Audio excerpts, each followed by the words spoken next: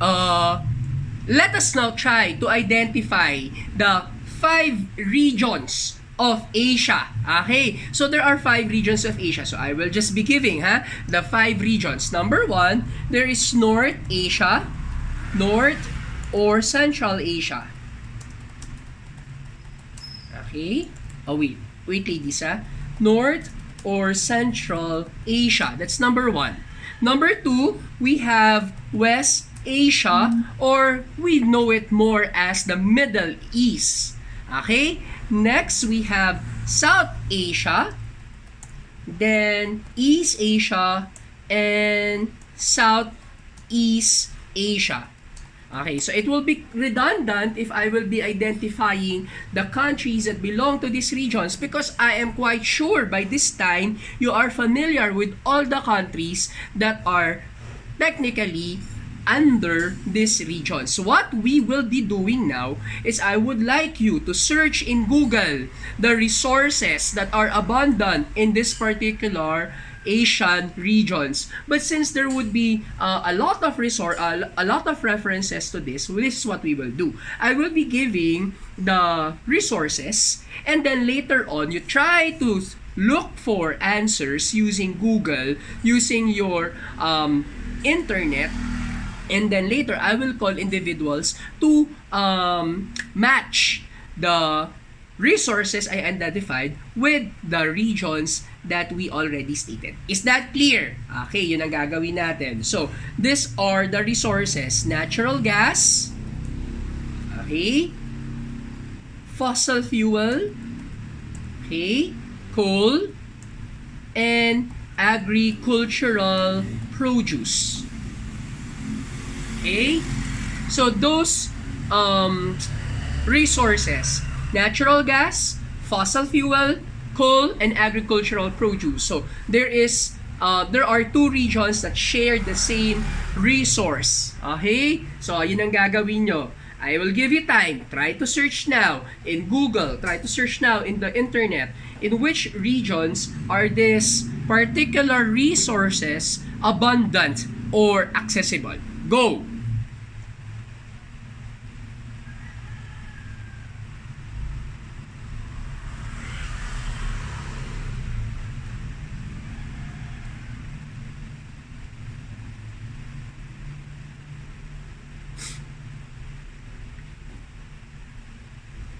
Okay, let's start. Let me ask. Let's try asking individuals. Andrea Molina, can you please turn on your mic? Andrea?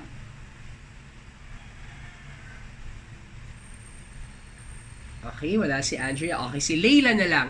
Leila Roque. Ayun, sige. It's fine, Andrea, don't worry. Andrea, can you just answer this question? In which region of Asia is natural gas mostly found or sourced?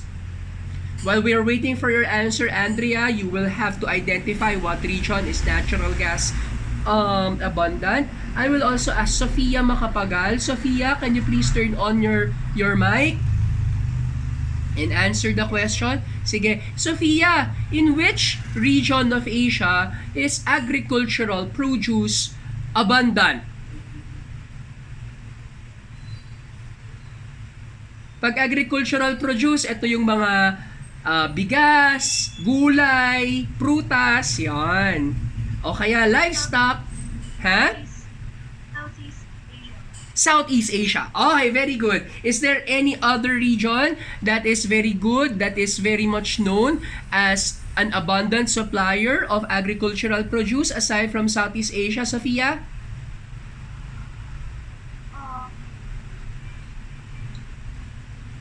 I'm not entirely sure, but maybe West Asia. West Asia, we'll try to check on that later. But I agree that Southeast Asia is known for its agricultural produce. Thank you, Sophia. Now, Atisha. Atisha, sa'yo naman coal. Saan ang coal abundant?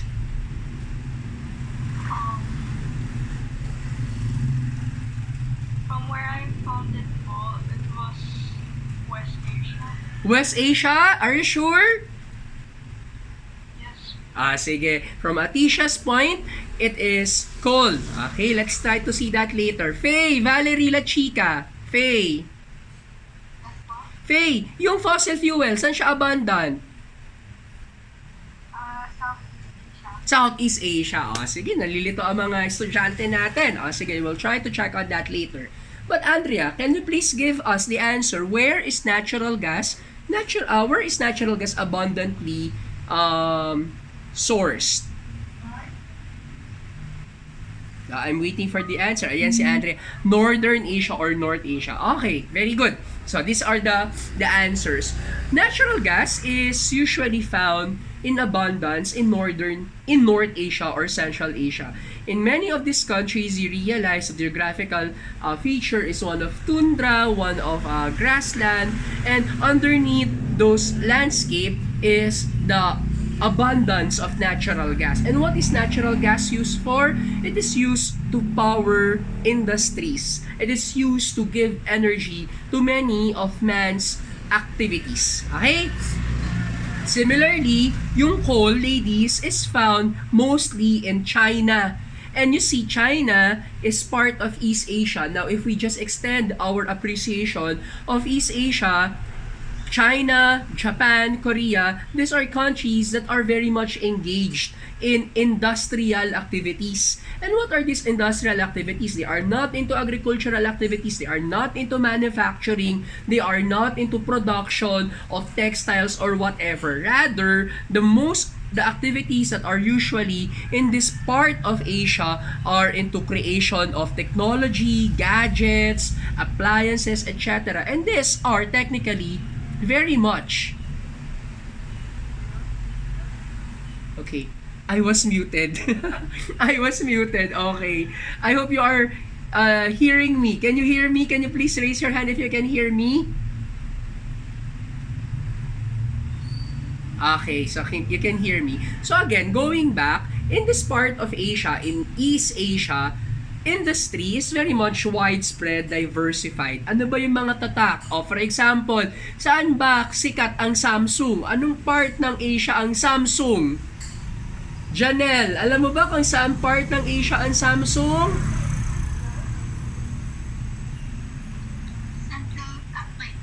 Anong country? Anong country? Samsung? Korea. Diba? Korea. Sige, Sony. Thank you, Janelle. Leila, Alistair. Yung Sony. Saan ang Sony? Leila. Saan ang Sony? Leila. Wala si Leila. Sige, si Sofia na lang ulit. Sofia, saan ang Sony? Yan, Japan. Sige, yung Huawei. Saan ang Huawei? Alexandria Bettina. Alexandria Bettina? Sige, si Kalista. Kalista, saan ang Huawei? Sige, Alexandria, I'll be back to you later. But Kalista is raising her hand. Sige, Kalista, you are raising your hand. Where do you think Huawei is situated or usually produced or manufactured? Yun, China. Di ba nga may issue yung Huawei? Sinasabi nila, if you connect with that, some of your data, some of the information are divested to Chinese authorities. There is an issue like that. Okay? So, going back, North Asia is natural gas. East Asia is coal. Now, South Asia and Southeast Asia are technically areas where there is an abundant agricultural produce. Diba? Isipin nyo, ang mga areas na to, they are naturally irrigated by water from many sources of fresh water, yung mga rivers. So, maganda ang irrigation system ng mga lands in this area. And what can we assume from that? There is so much fertility in this land. And not just that, there is the season of the monsoon. The monsoon, yes, technically, it's heavy rain, no? But then again, it is also it is also the source of water to irrigate many of these areas used for agricultural activities. Now we are left with West Asia. And West Asia technically is the one producing or technically known to produce fossil fuel. Fossil fuel. Sir, ano ba yung fossil fuel? Of course, what is, we will not technically know really what is fossil fuel. But before we proceed, again, go back to your Google. Go back to Google and search. Okay, search for keywords of what fossil fuel is. Search in Google what fossil fuel is. Tapos lagay nyo sa chat box natin, ano ba yung fossil fuel na yan? Hanap kayo ng mga keywords, ilagay natin sa chat box. As from there, we will be able to engage ourselves to understand what fossil fuel is. Go!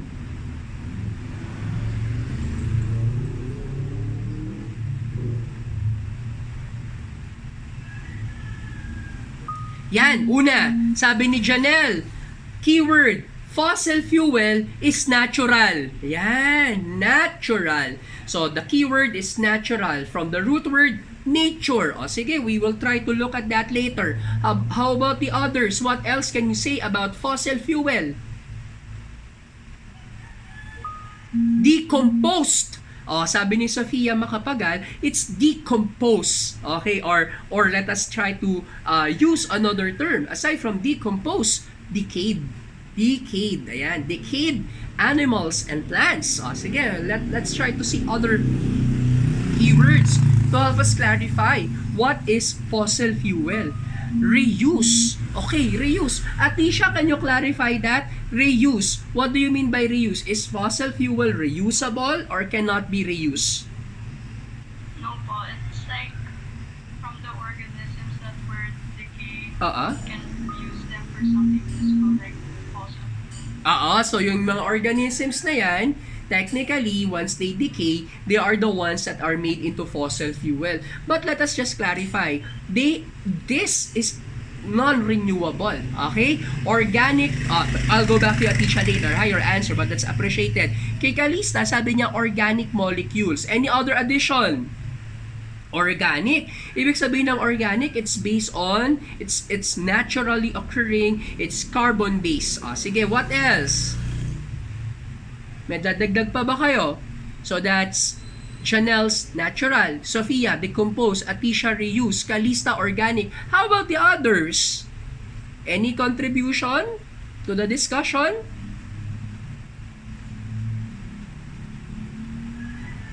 Okay, so wala na. So sabihin natin, isimplify natin, fossil fuel, ladies, are naturally occurring.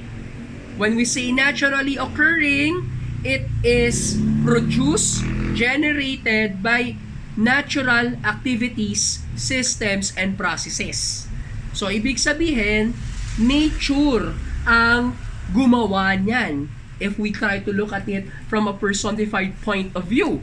So, nature ang gumawa ng fossil fuel. That means, no matter what kind of effort, no matter what kind of technology we exert, man will never be able to produce fossil fuel.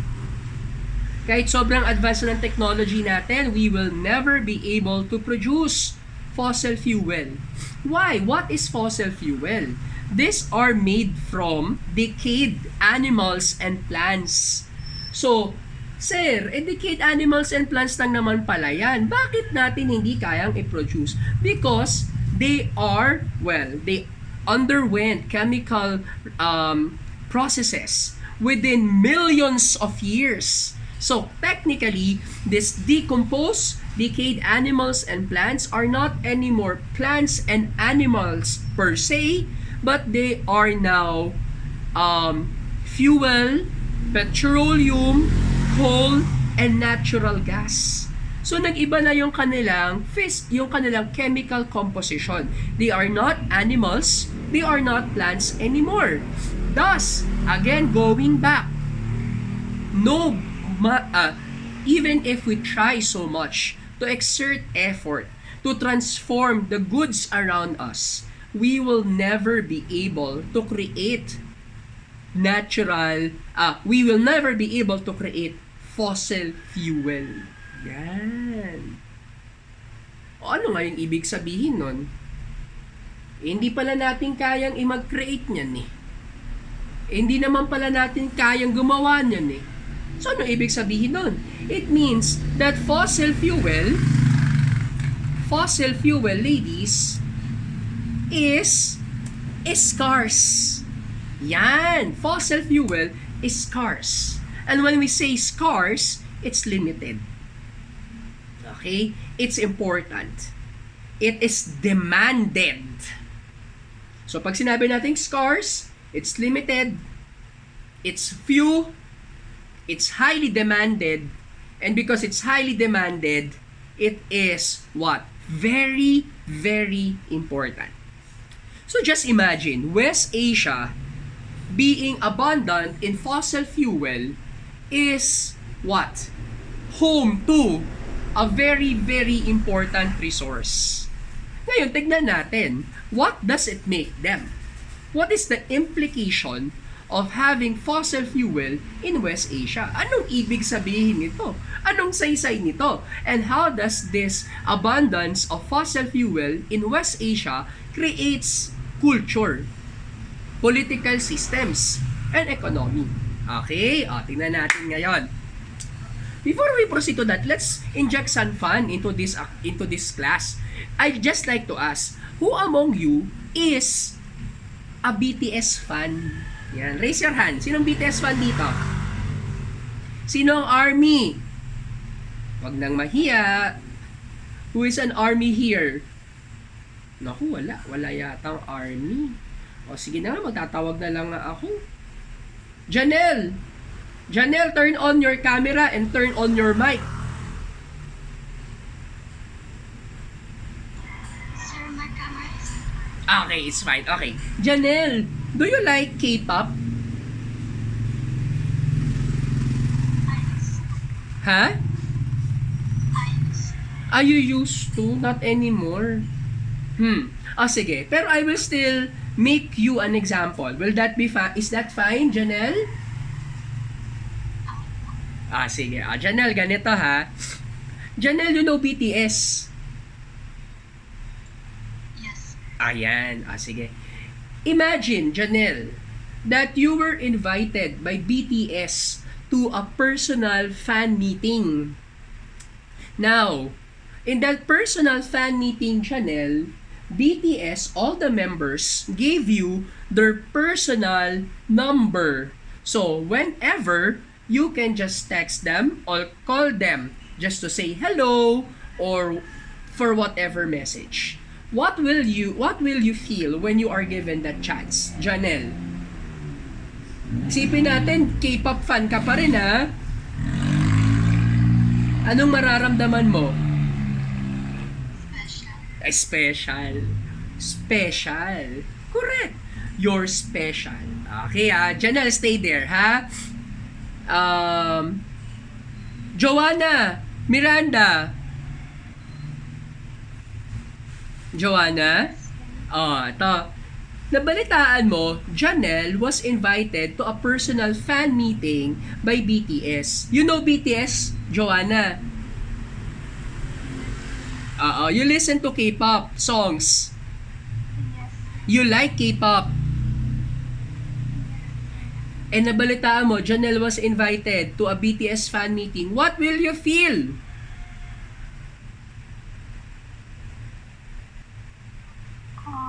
Surprised that my friend will go and meet them. Hey, you will be surprised. Let's be honest. Will you just be surprised? No, cause if I was in the place that I feel like that, I would feel sad because my friend is doing what I'm not. So there's a feeling of jealousy, Joanna? Kind of. Ayon. So Joanna will feel, in a way, jealous. Sige. Ngayon, thank you, Joanna ha. So, you will, Janelle feels special that she was invited to the fan meeting. Joanna now feels a bit of jealousy because she was not invited and it was her friend, Janelle, who was invited. Okay, now the question is, for example, Janelle comes back to Manila from Korea after the fan meeting. Will you see Janelle, Joanna, in the same way? Not anymore. Oh, paano mo na siya makikita? How will you look at Janelle after she comes back from Korea?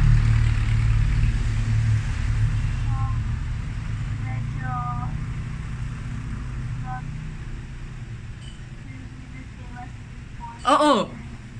Not the same as before. So do you think there's a difference? What is that difference? Can you tell us?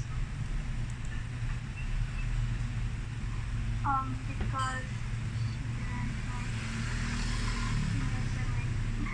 sorry. Go.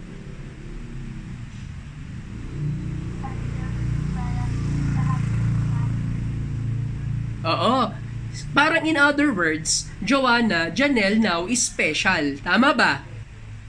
Yes. Oo, idol eh. Kasi nga, kinuha ni BTS. Binigyan ng number.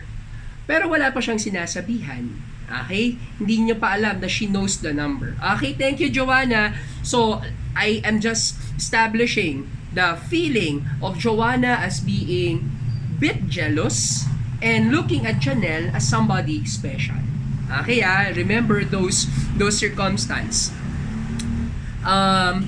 Atisha, si Zailin, are you present? Zailin?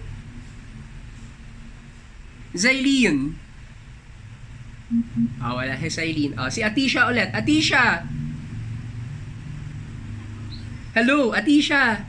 Now, you've learned that Janelle has the number of BTS. Do you like Korea K-pop? I don't listen to it po. Ay, naku, patay. Hindi. O, kunyari Atisha, fan na fan ka ng BTS, ha? Kunyari lang, fan na fan ka ng BTS. Kunyari, gustong-gusto mo siya, okay? Now, you learn that Janelle has the number of BTS members. What will you feel? Were you classmates with, was Janelle your classmate in grade school? No po. Hindi. Ay, Janelle, are you old student or new student? Old po. Oh, old. Atisha, are you old student? New student. New student. Just imagine. Eto na naman. Imagine, Atisha, Janelle has been an old friend. Kaibigan mo na siya matagal. Matagal na kayo magkakilala, ha? Janelle, kunyari lang, ha? Isipin natin. Tapos nalaman mo, may number siya ng BTS. What will you feel? What will you think? And what will you do? Atisha? For me, I would wonder if something changed about her, like what made the BTS members like her. Oo, tama. Or if she's like someone different. Correct. And you know that she has the number of BTS. What will you ask her to do to you? I would ask her to give me the Ayun! Very good! You will ask her to give you the number of BTS members. Correct! Not everybody knows the number of BTS members. Going back to Janelle. Janelle, going back to you. Janelle, are you there? yes. Will you give Atisha the number of BTS members? Will you give the number of BTS members to Atisha? If they said that, don't give it to other people. No. Okay, let us not be very honest here. Let's be practical. Let's think business-minded. Let's have business minds here. Business-minded ka, Janelle. Negosyante ka. Ngayon, balikan natin. Meron kang number ng BTS. Gusto ni Atisha. Ibibigay mo ba yung number ng BTS kay Atisha? Yes or no? Business-minded ka sa Janelle, ha? Businesswoman.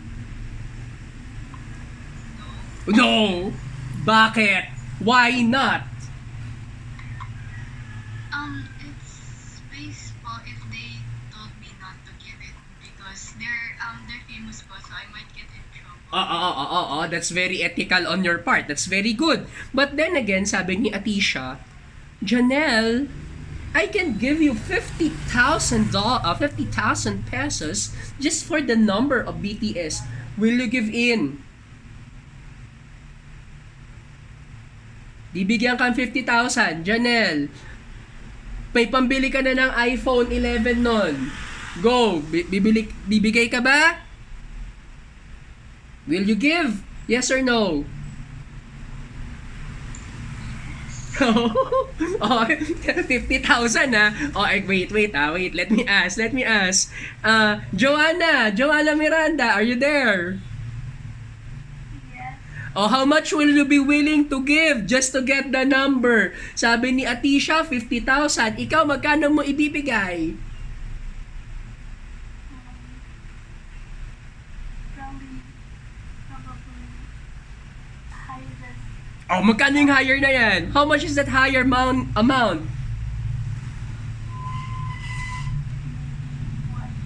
Oh, 100,000. Oh, Janelle, may 50,000, may 100,000. Kanino mo ibibigay? 50,000 or 100,000? Oh, higher, diba? And just imagine, if there's 500,000, I'll give it to the 500,000 pesos. Now, I hope you are able to get the comparison. Imagine, in West Asia, there is this very, very scarce resource, fossil fuel. In our example, that is comparable to the number of BTS members. Okay, not everybody knows the number of BTS members. Not everyone in the world, not all countries in the world has fossil fuel. And fossil fuel is very important because it powers industries. Okay, it powers industries. It makes economy move, grow, and develop. Without fossil fuel, there would be what? Stagnation of modern activities, technologies, and production. Diba? Isipin nyo ha, ganun kahalaga ang fossil fuel. And because of this importance, fossil fuel is accessible to those countries that can buy it. Ibibigay ni Janelle yung number of BTS to the highest bidder. 50,000, 100,000, 500,000. Of course, she will give it to 500,000 to the 500,000 bidder. Unang-una, it's something that BTS members entrusted to her. Number 2, as she said, she might get into trouble. And maganda na if she gets into trouble, she will get into trouble with enough money to save herself. Agree? Tama ba, Janelle? So, going back to the example, fossil fuel, it is only available, it is accessible to countries who can buy it. Kaya nga tignan nyo sa Pilipinas, ang fossil fuel, ano ba ang fossil fuel? Gasolina. O, diba? Pataas ang presyo. Okay, if we don't have money to buy that, how will we be able to have our cars operate? How will we operate our cars? How will we have electricity? Because you know, electricity is even fueled by this kind of energy source. Ngayon, going back, if there are countries willing to buy this very scarce resource, what will make the countries having this fossil fuel, what will happen to them? Will they remain ordinary countries? Sabi kanina ni Joanna, Janelle now is special. Just imagine, the countries in West Asia are not just any ordinary countries anymore. They are now powerful countries. They are countries with power and influence. And not just that, they can demand. Now, alam nyo ladies, in history, there were several occasions wherein the world had been in conflict because of some countries in West Asia trying to manipulate the production of oil. The production and the supply of oil. That is how powerful they are. Okay, so yung mga countries na ito sa West Asia, powerful countries. Okay, they can demand. They are influential countries. And not just that, they are also very wealthy countries. Okay? Very wealthy countries. Mayamang countries. Okay, now, so that is a way to see, for you to see how resources are able to characterize the culture of a given region in Asia. West Asia is a powerful, wealthy country. As a matter of fact, many members of the Organization of Petroleum Exporting Countries are from West Asia. Ganun siya kalakas. Okay? Next, let's move on. Can you help me identify the king? The king, ayan na. Can you help me identify the political leader that are ruling or managing the affairs of Saudi Arabia? Ano ang pinuno ng Saudi Arabia? Can you help me identify what leads Saudi Arabia? Type it in our chat box.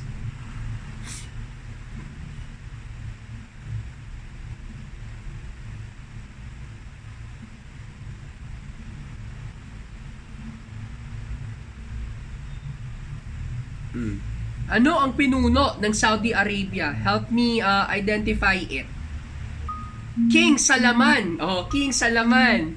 Ano yan? King Salman. Yan. In other words, Saudi Arabia has been ruled for the longest time by a king. Yan, king. Si Muhammad bin Salman, hindi yan. Si Muhammad bin Salman is a prince. Okay, pero take note, ladies, that Saudi Arabia has been ruled by a king. We are singling out Saudi Arabia because it is the biggest country in West Asia. Okay, now, and it's also one of the biggest producers of petroleum and oil. Now, if we will try to look across countries in West Asia, technically, there is similarity in how these countries are governed. Okay? Hindi lang siya lahat pinapamunuan ng hari. Though not all countries are ruled by a king, there is similarity that all these countries are ruled by a strong person. Okay? Power is concentrated on a person. Power is concentrated on a family. So, in other words, let's try to synthesize this. The rule or the governments in West Asian countries is technically characterized as centered or focused on a given personality or family. Nakasentro sa isang tao, nakasentro sa isang pamilya. Now, if we will try to look at that, that is quite authoritarian. Okay, authority is centered on one person. Now, let's try to look now at and identify the consequences of having a person rule over everything. Isipin nyo, kung lahat ng kapangyarihan na kay Duterte, wala ng Congress, wala ng Senate, wala ng Supreme Court, wala ng mga korte, ano ang mangyayari? Ano ang mangyayari kung lahat ng kapangyarihan na kay Duterte? Sofia Macapagal, what do you think will happen? Sorry, sir. Can you repeat Okay, I'll repeat. Now, we're looking at the government in West Asia as centered on a person. And now we are trying to look at the implications of power concentrated on one person. Just imagine, this will happen in the Philippines. The Congress and the Senate will be dissolved and there will be no more courts to look at the merits of cases. What do you think will happen to Philippine governance if everything is concentrated on Rodrigo Duterte? Okay, Sofia, that's the question. I think the society will be fairly bad. There will be a lot of That's a reaction. That's a reaction to the kind of government that we will have. But let us try to look first. Let's focus on the person that is ruling. What do you think will happen if there is only one person ruling everything? Sophia?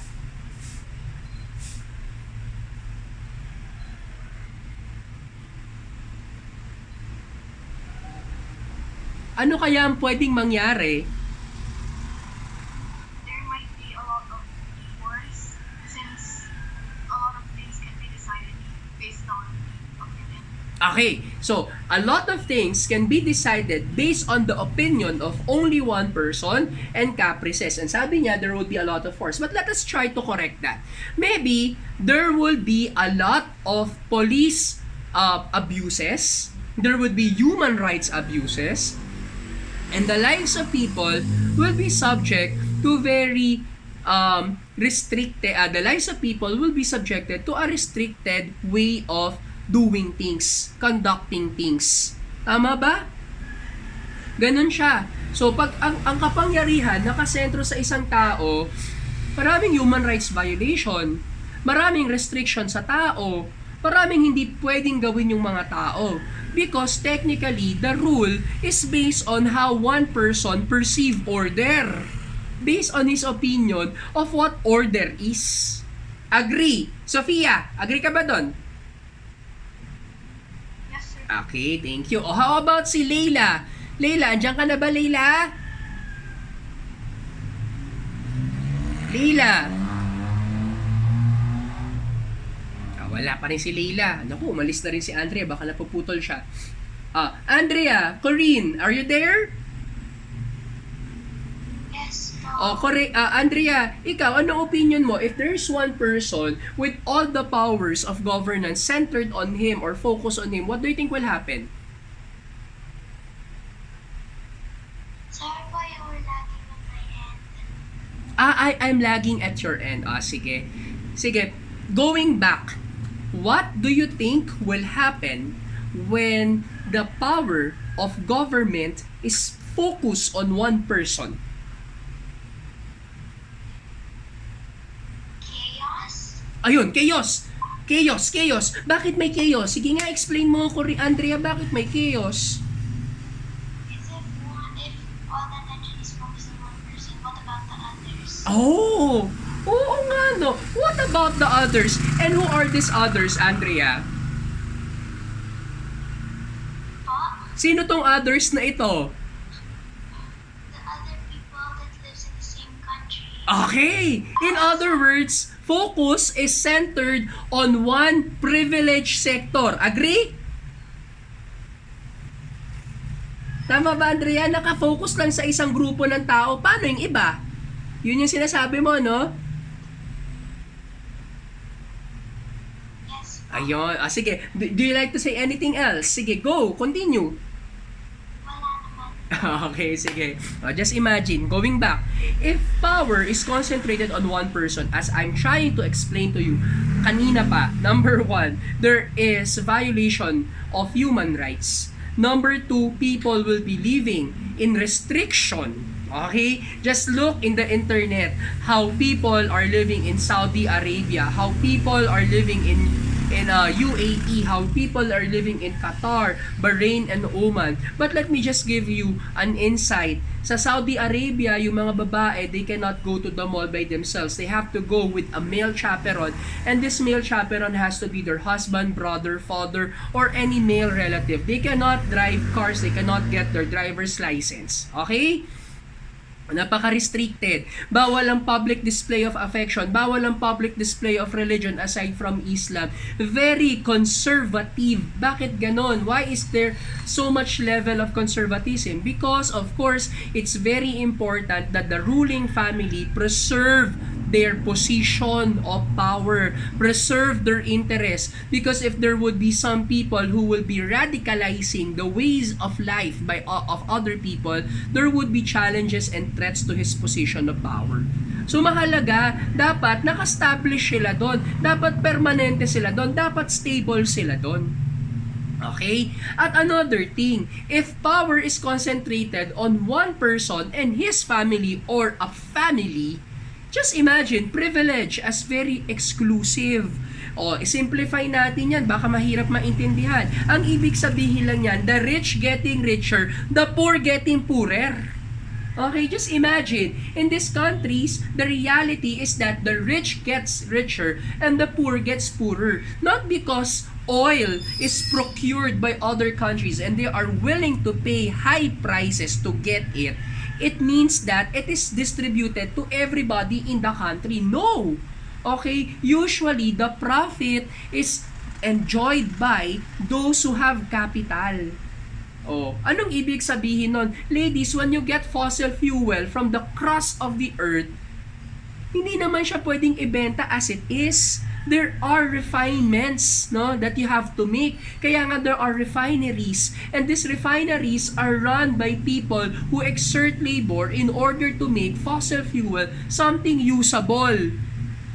Hindi ka pupunta sa Caltex, hindi kayo pupunta sa Petron o sa Shell para sabihin, Mamang gasoline boy, pabili nga po ng 500 pesos fossil fuel. No, you will say, pabili nga po ng 500 unleaded, 500 diesel, 500 gasoline. Yun ang sasabihin natin. And you see, ladies, that particular process is what? Made possible, number one, by people who has capital, and number two, by people who exert labor in order to transform fossil fuel. But in the end, money and the profit is technically enjoyed exclusively by those who have capital and those who have power to perpetuate the system. Kaya the rich gets richer and the poor gets poorer. Now, look at videos in YouTube of how crazy the life of the ruling families in West Asian countries are. Tignan nyo nga, ladies. Tignan nyo yung mga picture ng gintong inodoro, ng prinsipe, ng Saudi, ng mga kotse na covered with gold. O just imagine that. Tatai ka lang, nakaupo ka pa sa gintong inodoro? Anong kaibahan doon sa ordinaryong inodoro? So it's a crazy lifestyle. And this crazy lifestyle technically would be leaving behind those who are on the far reaches of the economic spectrum. The rich getting richer, the poor getting poorer. At yun yung sinasabi kanina ni Sofia, yung sinasabi kanina ni Andrea. People will not be happy, definitely. They will be revolting. They will be angry. Kaya nga, ladies, look. In 2009 to 2011, there is what we call the Arab Spring. Okay? Now, I want you to look at pictures of the Arab Spring in Google. Can you search for pictures of the Arab Spring in Google? And can you please share it on our chat box?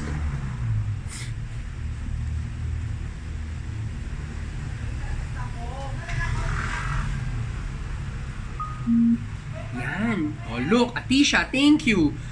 About the others.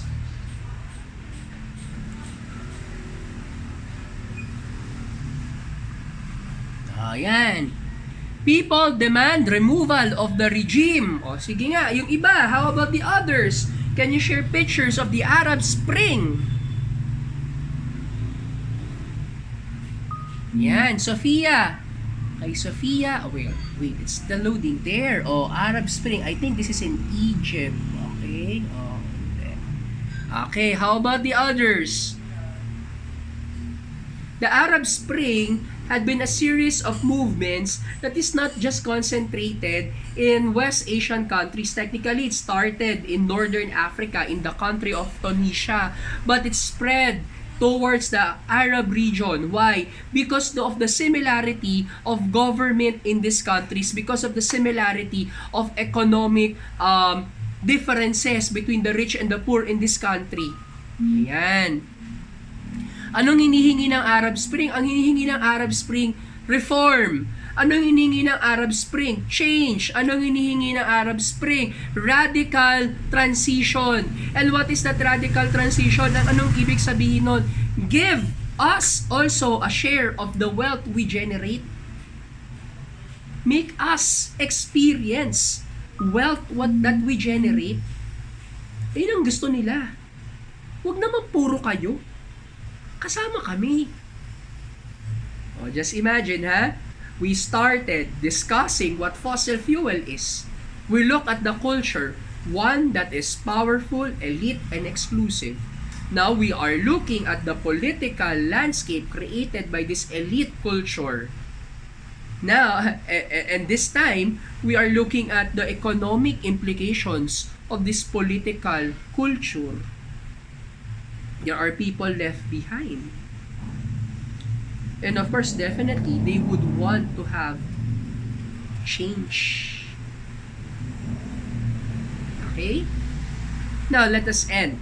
Let me end my discussion. Do you see any similarities between what had happened, what's happening in West Asia, with what's happening now in the Philippines?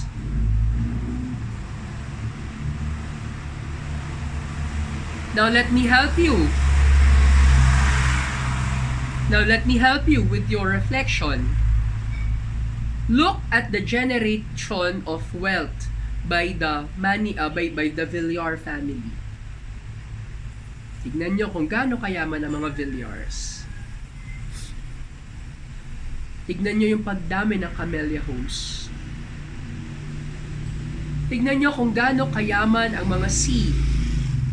And the many employees who are in SM who are still contractual, not regular. Look at the many employees of the Jollibee chain of restaurants and fast food restaurants. And look also at the names of the people who had been the top 10 richest individuals in the Philippines. It has remained unchanged for the longest time. Pinakamayaman pa rin sa Pilipinas, the C family. Tignan nyo yung mga pinakamayamang senador. Still the same. Mga pinakamayamang congressman, still the same. Will you be just quiet?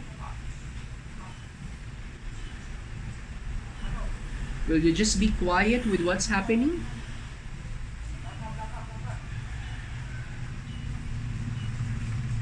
Atisha, question, can you please turn on your mic?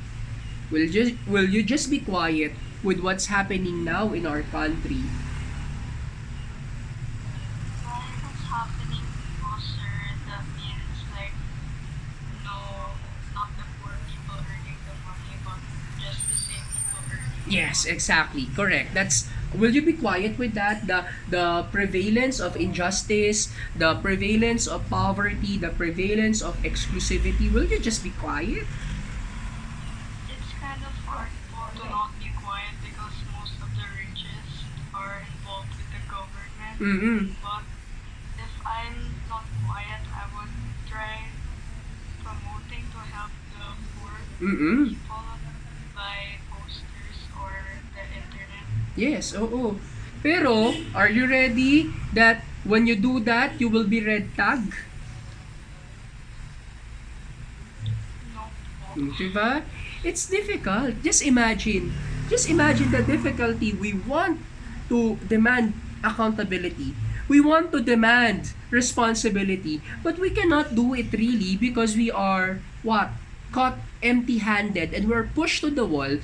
Because just imagine, if we do something that is as courageous as calling the attention of government as regards corruption, as regards abuses, we can easily be labeled as terrorists, as communists, as NPA, and it's not very healthy. Tama ba, Tisha? O, diba mahirap? Pero ladies, what I'm trying to say to you is that I discussed to you West Asia, I discussed to you all these dynamics because I want you to have a greater understanding and consciousness that you can do something. It's okay to be quiet, you're young. But your silence must prepare you towards a towards a braver, a bolder position to be taken in the future. Okay lang tahimik kayo ngayon, pero dapat yung katahimikan nyo, it will lead you towards bravery in the future. Ayun yun yun ang gusto kong sabihin. This is social science, so I have to infuse that. Okay? Now, let me end. Your assignment has been posted last Tuesday as early as 3 p.m. and it will be, the deadline will be tomorrow, I think at 9 a.m. It's quite simple. You just have to identify the resources, and I think we already discussed that. So makakatulong na sa inyo yon. Okay, you try to do that. Now, for the group task, still the same groupings, you will be assigned to look at how the resources in this particular regions in Asia, which we identified, North Asia, natural gas, East Asia, coal, South and Southeast Asia, agricultural produce, is contributive to the creation of a culture, politics, and economic system that is particularly evident or peculiar to that particular part of Asia. Katulad nung ginawa ating discussion ngayon.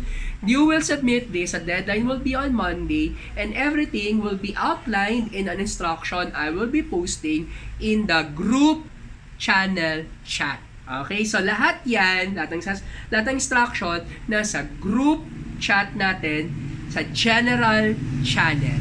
Okay? Any question? Okay na? If you got the lesson, please raise your hand. I want to know if you understood the lesson. Please raise your hand if you understood the lesson. Okay? That's it. Goodbye, ladies. I appreciate your presence today. I'll see you on Tuesday. Bye.